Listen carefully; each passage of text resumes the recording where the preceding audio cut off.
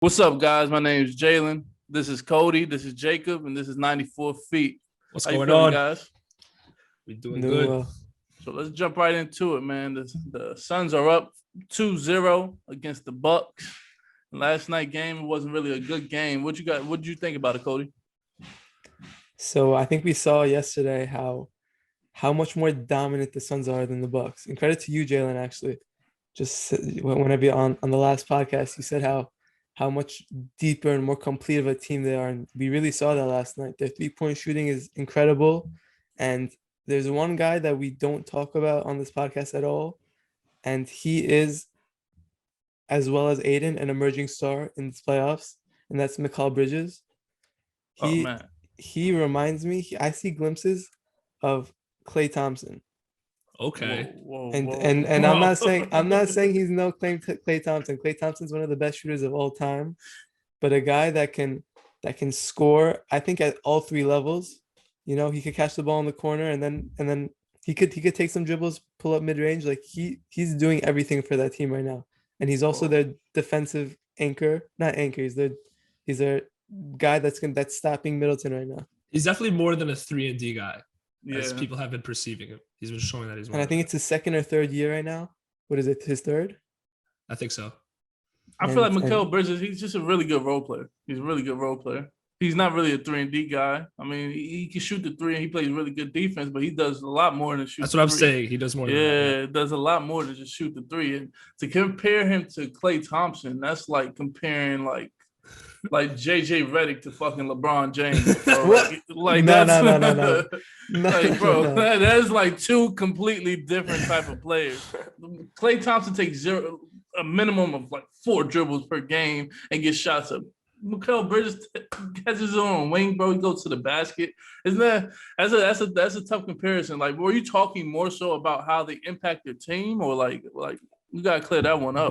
Both. Yes. In terms of the impact of the team, he is a major part of that team, and I think if he's not there, this team isn't even in the finals right now. I agree. And yeah, there's the impact and the fact that he could put up 27 points. Like he's been doing this all season. Yeah. He's been consistent. He's been really consistent. He's been doing this all season. Yeah, he had like a 30-point game during the season too. I just see like it's more of the impact. You're right. Okay. More of the impact. Like, he's not as deadly of a shooter as Klay. Not even close. Hell no. He probably will never get there. Jalen was about to say how you're waking and baking. Yeah, hit the wake and bake What? two times in a row on the podcast, man. I ain't coming on this joint after the podcast. It's all right. Just don't say outlandish things like that. You know what I mean? But honestly, if we're being honest, Klay Thompson has the prettiest shot in the whole NBA. Honestly, you know what I mean? Has the whole prettiest shot. Mikal Bridges' shot is like it's not as polished. The shot's not. You know who has he got a good shot. He has a good shot. But it's not as polished. He doesn't have a better shot than Jake Crowder. Someone on the Suns that has a good shot is Cam Johnson. Once he releases that ball, it's going. It looks good every time. Yeah, it looks good every time. I like his height. His height adds so much volume to a game. Exactly. Now that's a 3-and-D player. You know what I mean? That's a 3-and-D player. Yeah, he excels in that. So you're saying Bridges is more than that? Bridges is yeah. Okay. By far. Booker said the same thing last night. Booker literally said he's not just a 3-and-D guy. He does so much for the team. Yeah, he's a dynamic scorer for real. Yeah. He's a dynamic scorer, and he's a lockdown defender too. So you learn from these playoffs that like he's going to be a very big piece of this core. Like 100%. He's going to be someone that's going to be part of the Suns core for a while, along with Booker and along with Aiden. Yeah. Do you guys think that he can be an all-star? Ooh, good question. Years down the line, yeah. Once some people get out of the league, you know, I think he has the potential to. Will he be? I don't know. He has extreme confidence too. Yeah. But that's only when he's on, though. Have you ever seen him when he's off?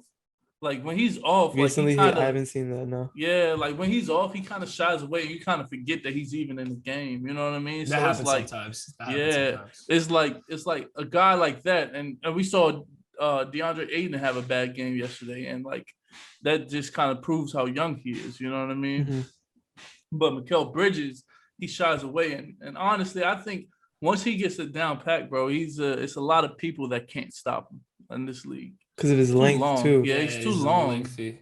Too long. He just rise. We saw yesterday. He was just rising up over people in the mid range, and like his shots money. good rebounder. Also, gets rebounds over people and stuff like that. He's good. Mm-hmm. He's going to be good. Yeah. So, what do you think happened with the Bucks yesterday, Jacob? It's a good question. What happened with the Bucks is what's been happening with the Bucks pretty much all season up until this point. There's just never a game where Chris Middleton, Drew Holiday, and Giannis will all have a good game, or even 2 out of the 3 of them. That'll happen, but like it just seems to be if Middleton balls out, then Drew Holiday's gonna have a shit game, or like if Giannis balls out, then like Holiday won't have a great game, or vice versa. It's always that cycle where someone balls and someone plays poorly. You can't have that, especially in the finals. Like they're all very capable players, and like this team can win a championship if all their players like actually step up into the stage, into the big moments. All props in the world to Giannis right now. Like I didn't even expect Giannis to come in and play like that, and like he wants it. If you guys saw like during a timeout, he was like really trying to push his team. He was like yelling at his team, trying to get them going. Like he wants it. Like he's showing that he's built for this moment. But the Bucks roster is not showing that they're built for this moment. And I personally think, I mean, it's kind of obvious. Like Game 3 is like their final chance to show who they are as a team.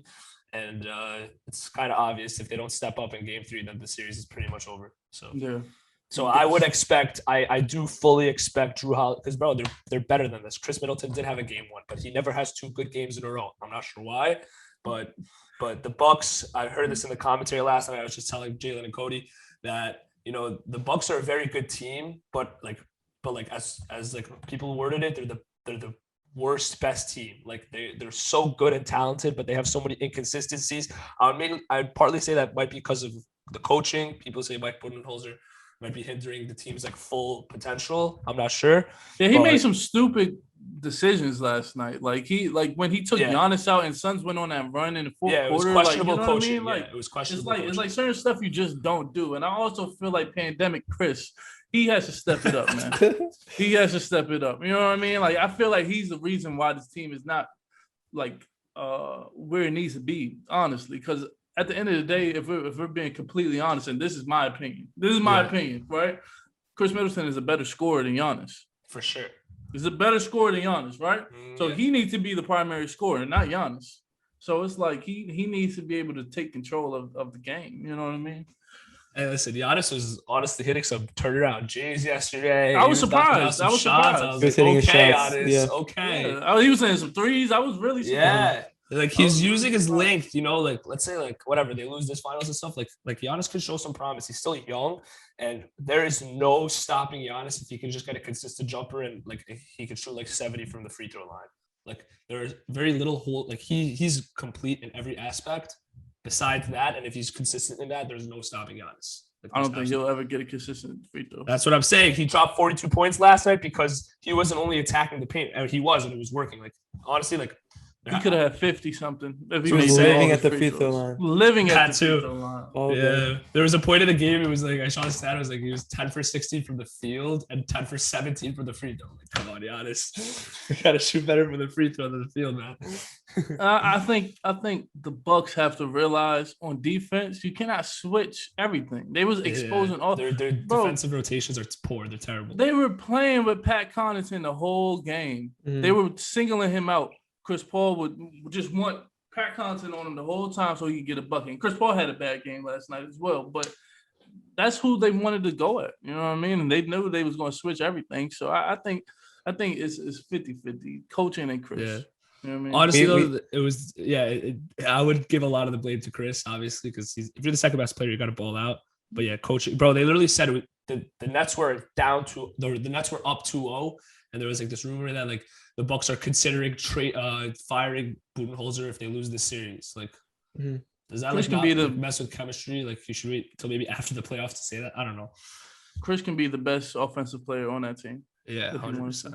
He needs to be. He's due for a huge game for Game 3, 100%. Like Giannis is gonna do his thing. Him and Drew Holiday, they just gotta do what they've been doing on a consistent basis. Him and Paul George went out for drinks one night, and they got the same bug, man. Oh my god, he gave him a little of that pandemicness. Yeah, like I don't understand it. This is terrible. No, but there was one part of the game last night that was fun to watch. There was like a point in time where Giannis and Booker were just going back and forth. Giannis hit a bucket, then Booker knocked down a three, and they were just. I think that was going that at it. third quarter. Yeah, where it was really cool to where watch. It Giannis was dropped really cool to 20. watch. Yeah. Yeah, that was a big quarter for him. But Booker's stepping up in the big moment. Yeah. He's the best player on the Suns team. Honestly, he's been a bucket, and it's honestly very fun to watch. It's very fun to watch Devin Booker playing these finals. The Bucks had a chance to steal that game. Yep, They really did, but the they Suns left. just They keep leaving players open. Not even that. Like the rotation is poor, but like let's say Chris Paul is open in the corner. I mean, like at least you could like try running up and like alter the shot. Like Drew Holiday is just like watching him from the I know paint, exactly like, what trying to play do you're something. talking about. Like Chris Paul is just standing there, like getting ready, like you know it's gonna go in. Like you got to show a little more aggression, a little more passion. Like at the end of the game, if you're down 6, like yeah, you're still in it. Don't just give up. You know, like that's why Giannis was that was the bugging dagger out. right there. That's what I'm saying. The Suns just look like they want it more right now. And they've wanted it this entire time, and they look like the deserving champions. And coming into the series, I thought it was going to be extremely even. And the Bucks put up a fight a little bit, but the Suns team is just so dominant in every aspect. They're so well coached and so polished. They look like a real team, you know what I mean? Did you Possession, see that possession where they would just have 10 but they had like passes. 10 Yeah. passes? At man. first, I'm like, wow, the Bucks are covering this really well. I'm like, this is a good defense keeping him passes. I was like, all right, they found open man, DeAndre Ayton in the paint. Another So- thing, the Suns, all the players have confidence in them. There was a clip of Monty Williams talking to Aiden on the Yeah. sideline during a timeout, and Aiden obviously wasn't playing so great, and Monty Williams just went up to him and said, "It's okay to like be angry and show frustration. That means you care. That means you set a high standard for yourself. Now go hit that standard. Go hit that goal. And like impact the That game was without good. That just was doing word the for word what he stats. said too. Yeah. Yeah. So it just shows you that like the coaching and just the confidence that is put into these Suns players is showing. Cam Johnson coming off the bench, just not afraid to shoot the ball. And we see on the other side with like a guy like Pat Connaughton. I don't know if you guys remember at the end of that game, he had like an open look. He had a semi-open look and he passed it and he turned the ball over. Yeah. And that was kind of like, okay, now the game's over. Yeah. It was a big turnover. I remember that play. Yeah. It's those little mistakes that the Suns just capitalize on. Like the Bucks got away with a little bit of inconsistency against other teams, but like you got to be sharp against the Suns team. You gotta come in with a little bit of sense of urgency, and like you got to be ready. Like this Suns team, like they're gonna go at it with you for 48 straight minutes. And this Bucks team is extremely capable of keeping up with them this entire game. But if you let the Suns go on a little run, and it's happened both games, and you get put in a slight hole, it's difficult to get out of a hole when it's like against a team like the Phoenix Suns. Extremely difficult. You think they can come back? It's all up to game No, 3. sir. I think when you look at it on a broad spectrum, the Bucks have to go 4-1 in the next 5 games against the Suns team, which is very hard. But it's a one game at a time mentality. So it's obviously still possible because the Bucks have been down 2-0 against the Nets, but this Nets team is nothing compared to the Suns team. Suns in 5. So we'll see what happens in game 3. Suns Suns in in 5. 4 is possible. Suns in 5. 7 is And possible. I say Suns in 5 because I think the Bucks, they do have some sort of heart, and Giannis showed that last night. You know what I mean? They're going to get one game in. You know what I think mean? they have to. I think they And got game 3. I think the fans are an immense factor. Mhm. Like the Suns fans were rocking, like they were getting their team going, like that momentum they had. Like the Suns were the fans were definitely a factor. Bucks fans go crazy also. I've been seeing that all playoffs, so we'll see. Maybe that could contribute to a win, game 3. Right. So, this brings me to my next question. Cody, out of watching basketball all of your years, what fans do you think is the craziest? What team do you think has the craziest fan base? Yeah. That's a good question. A very good question. I mean, just because we experienced this playoffs, I gotta say the New York Knicks. Also That's living in New interesting. York, seeing like in game 2 where they won their only game of the playoffs. It's like they What? won the finals. Yeah, they was going fans crazy. went crazy. It was All long over. overdue, though. It was a lot of history Exactly, behind that one. It was a exactly. lot of history. A lot of history.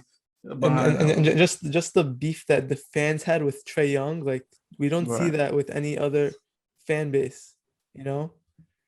I And liked it. They built a Yeah. beef, like like there has there's a to be a little full like out rivalry right there. in the playoffs, like in the beginning of bro, round one, there was like intensity, bro. Like it felt like that 90s basketball grind and shit, and the fans were definitely part of that. But Yeah. if you're talking about in terms of like fans that are like whack in my eyes, I like Jason Tatum, but the Boston Celtics fans are honestly kind of crazy. They've been They're like making the Western crazy. Conference Finals, like Eastern Conference Finals, like 3 of the past 4 years. Oh, they think, oh, like Tatum's only 19, like fucking they're throwing water bottles like Kyrie Irving. I don't know. Yeah, they don't and play, Philly bro. and Philly, you know these Philly, and honestly, low key, Utah, bro. Utah's I fans was, are I was crazy, thinking bro. the same thing. Utah's fans are crazy, I low key. was There's so thinking many the same. instances of racial slurs being said Yup. in Utah. You know what I mean? It's The so Utah crazy. players are saying it themselves, like, yeah, we hear it. It's like kind of Yeah. disrespectful. Like, just That's take really it down to wild. You know, I feel like this pandemic and people not being able to go to games and stuff really amped up the fans because we even saw For a sure. beef start between the Hawks and the Bucks. Like now, honestly, I think for Giannis's whole career, everyone's going to be counting on while he's on the free throw Oh line. yeah, oh yeah, oh yeah. Everybody's going to be counting on the free throw And line. you could tell like it affects him. Yeah. Bro, 100%. that's 40,000 people counting. You know what I'm saying? Counting while you're at the free throw line. It's hard when crazy. people. That's crazy, man.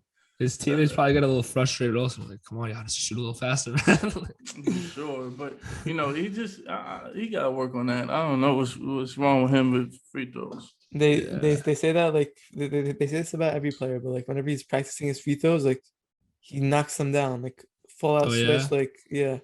Yeah, I don't know. but you know if you watch an NBA player workout, bro, they rarely miss a shot.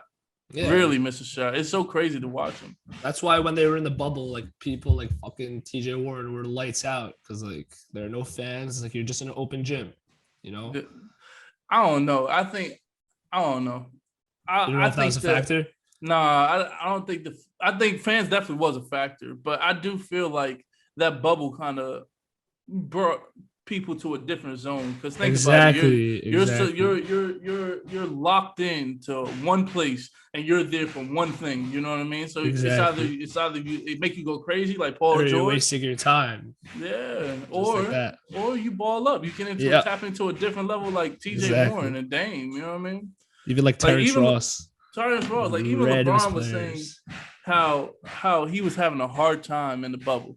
He hates hearing about Orlando right now. You know what I Oh mean? yeah. And, yeah, like in the shop. I don't know if you guys watched that. Oh right. But yeah, he said he can't even hear the word Orlando. Like he can't even fathom going to Orlando during the free agency. Yeah, they He were said trapped they in there have for like zero 3 months. Zero chance. It's not like Zero Orlando was chance. gonna get any free agents anyways. I don't know who wants to go to Orlando. You know what I mean? Yeah. So, what market in the NBA would you guys say if you played? Would you want to play in?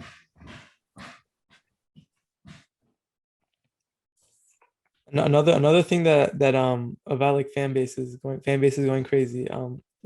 We saw that Suns and four guy That's very true. beef with the Nuggets player. He beat the shit out of him. And then he took a picture with Murray. Yeah, Savage. now that guy's famous. Everyone loves him. Yeah, very true. Very true. He really made a name for himself these playoffs. Like he's selling merch and stuff and like stuff like that. That's mad. I funny, do it. dude. Yeah, he probably There's has always, like, that bobblehead and all fan. that. Yeah. That makes sense. But honestly, it's messed up because I mean, like that he got glorified for it. A lot of people get kicked out for games for life for it. You know what I mean? So it's like I mean, it's because of the way it happened. Like he got punched first, and then they just knocked him out. that's very true. It's not like he initiated it. And the Suns 1-4, so Yeah. it was pretty cool. He called it. The Suns, that's what I like. Also, the Suns, like they've been having an amazing year, and like seeing their fans are electric. Like it's right now is definitely a fun time to be a Suns fan, especially because they've been suffering for 10 years, not being like. I remember there were a couple of years like they were good, like they had like whatever it was like with Goran Dragic, Eric Bledsoe. They went like 48 and 34 one year, and they were like a 9th seed. Like, you know, the West is tough. Like the West has always been tough. And like now they're coming out on top. It's really cool to watch. Yeah. The fans deserve it. Like it's been really fun to watch. Yeah, I'm not gonna lie. I like the East being better. Like the East competition Yeah. being way better. It's a Yeah. different type of Mhm. basketball. You know what I mean? The West Coast, you can see like much more fundamental basketball, but on the East Coast, you see people get buckets. You know what I mean? See people get like real buckets. That's facts. So Do you think Mhm. next year, it's gonna be back to normal playoffs where it's obvious like the Nets are gonna make the finals and like on the other side the Lakers, where yeah, it's gonna be like similar where we have no idea. I think the Nets are gonna make some off-season movements. I've talked to some people that work in the Nets, and Oh, they yeah? said that they're looking for a big man that can stretch the floor. Mhm. And that's a game changer in my eyes. That You would know be what I mean? huge. That's a Yeah. game changer. So I think if that's the case, man, Like a Brook Lopez, bring him I was about back. to say, time to get Brook Lopez back. I hate Brook Lopez. I hate Brook Lopez. Why? What's And wrong with no, Brook? no offense to Brook Lopez, you know what I mean? But I just feel like his time is up. You know what I mean? Like it was just one point in time where he was just so dominant. He can really impact a basketball game. Right now, he's looking like Robin Lopez. You know what I mean? Like it's no good. You know what I mean? Like he just looked like Wow. Robin Lopez with a shot. He did change his game a little bit as the years went on. Like he was Yeah. barely shooting threes, and now he's knocking them down at a high volume. But Yeah, Yeah, I think he's- when I think like a Mikal Bridges, if Mikal Bridges went to Brooklyn, oh man, that would be nuts. They That- need a guy like that too. They need Yeah. a guy They that can were lock like- down. I would They, say they have Bruce Brown, but like he can't shoot. And you need a guy Yeah. that can shoot at a forward spot. they do need more Right. outside weapons. Like if Joe Harris stepped up, like this might not be a conversation, but who knows? Joe Harris Yeah. is a great Yeah. shooter. Joe Harris had a bad year when it came to That shooting. not I don't even know. that. Like you can't like Joe Harris has been getting like a good amount of shit after they lost the playoffs because he was a brick like all playoffs. But you Mhm. can't go all towards him because like he was like the only reliable, trusty shooter that this team had. Like okay, yeah, like Joe Harris should be hitting his shots, but there's a lot of pressure on only Joe Harris to hit those shots because Kyrie is out, this and that. All these players are out. Like they need more weapons. Like if they had like literally like a Mikal Bridges or like Bojan Bogdanovic, like just an outside bucket, that would be such a good fit for that team. They don't necessarily need more weapons. Like no one's really No, talking I'm only about, saying that because they were hurt. no one's really talking about Kyrie at all. That's true. Facts. I'm only, yeah. Kyrie should be thrown on the streets right now.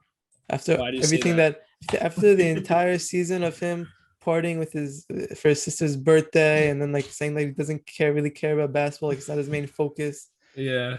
Like he's just been such a distraction and then he got injured and then I mean, I kind of like what Kyrie did this year. He showed that like at the end of the day, he can come ball when he wants to. You True, know what I that's mean? also true. he's a hooper. but Every then- time Once he steps on that court, it's over. You know what I mean? All that extra stuff, it is more to basketball. You know what I mean? Like, yeah, at the end of the day, it's his job. But I mean, like it's a pandemic going on. You know what I mean? It's a lot happening around basketball where basketball at this time and the NBA at this time kind of forced you to be in some sort of bubble to yourself where you can't even see your family.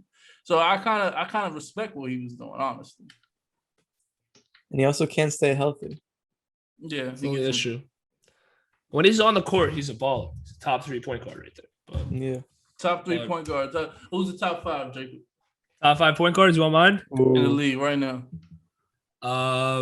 Okay, I'm gonna give you my top 5 and it'll be in order.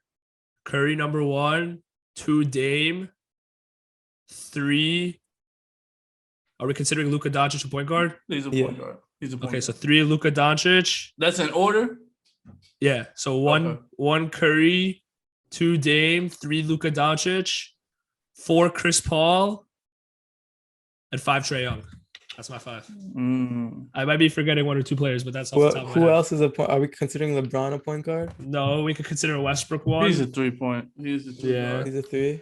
Yeah, LeBron's Westbrook's a like 3. up there, but I wouldn't put him in the top 5. But Even though honestly, LeBron has played point guard for the last 2 years. also You know what I mean? Harden has technically been playing Harden- point guard Harden also. too. Yeah. Like they shifted Kyrie to shooting guard, but like in my eyes, Kyrie's still a point guard. It was like Yeah. only 1 year. Basketball is such a positionless sport now. You know Yeah, what I mean? it really has It's become that, I It's swear. facts, sport. yeah. Like the big man can dribble. You know what I mean? Like look at Giannis. Yeah. Giannis plays all 5 positions Yeah. sometimes. Exactly. Even though Playing he's not center effective. one possession, the next possession he's playing point guard. Like, it's kind of crazy. Yeah, look at KD. KD 7-2, 7-1. You know what I mean? Yeah. Getting buckets. It's like, but you know, I think my top 5 for point guards are. I gotta go. Steph at 1. Okay. Matter of fact, no, I'm gonna be honest with you guys. It's Luka at 1. Steph at 2. That's hot. Dame at 3. That's hot.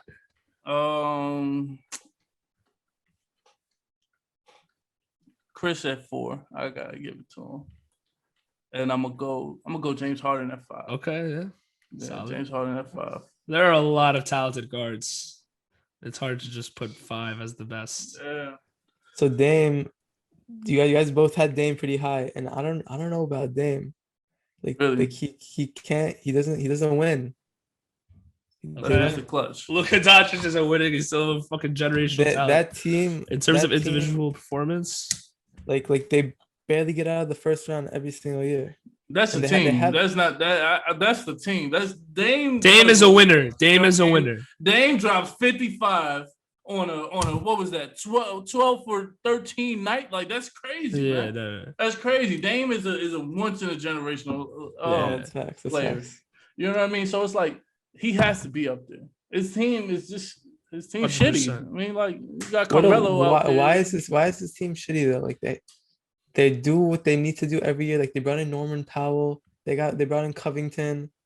You know, They have sometimes Not good CJ's enough. a baller. Like, yeah, like What do they need? I'm a firm believer of some teams can hit a max potential. You know what I mean? That team Yeah. is only going to be as good as they are right now because, like, it's proven they've been going to the same spot every single year after Yeah, year. and they're not a great market team, so like players aren't really going to go there either to help Dame out. Nah. And the thing But is, they who do could they be a need? really good market team. What do they need? What do They need to get rid of CJ McCollum. CJ McCollum and bring in Ben Simmons. Bring in Ben Simmons, and then that's still not enough. But Hell and no. as Imagine a pick and roll with Dame handling the ball, and then as Simmons. Ben that'd be Simmons, cool. they want to be scared to score. Don't be scared to score. You know what I mean? We'll see about that next year. We'll see Don't about be that scared next to year. score. He gonna get down there and try to pass it to Carmelo on the wing. And Carmelo gonna just Play like stack something Draymond. up. You know what I mean? Make your game like Draymond, and he's a lot more can't- athletic. Exactly. He's not Draymond literally assertive. said. He's not D- assertive like Draymond. So become assertive. Like Yeah, that. no, he might Become have that to change his dog. game a little bit. Right. We're talking Very- about people's personality at this point, right? Mhm.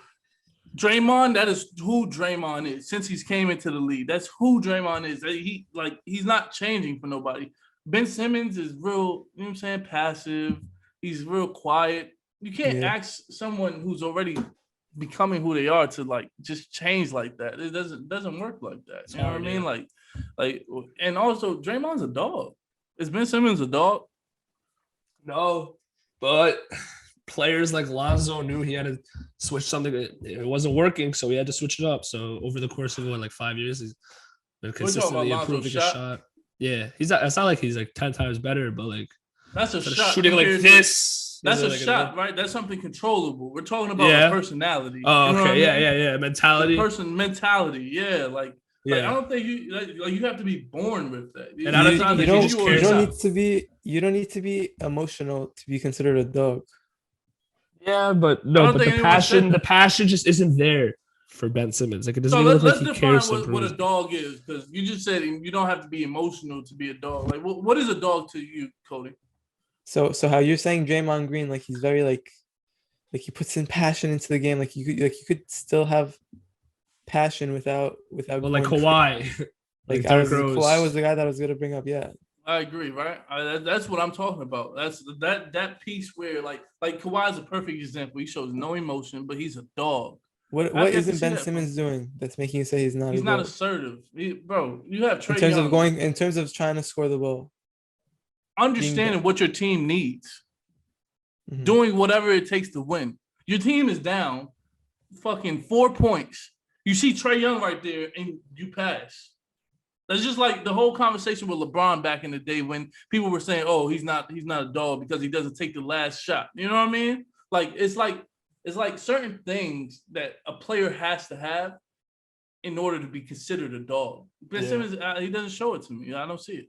And we'll give him a shot. We'll see what he does next year. But like the regular season doesn't matter. Yeah, he had a good regular season. If he comes to the playoffs and does the same shit that he did this playoffs, then he's just that same old guy. This is his like one chance because like he could like turn into like getting all this shit and like the slander he's been getting. Yeah, he really does care if he is that dog. Yeah, and go over there to the Shanghai Warriors. You know what I mean? That's where he's going to end up. Him and Kuzma are teaming up. Shanghai Sharks.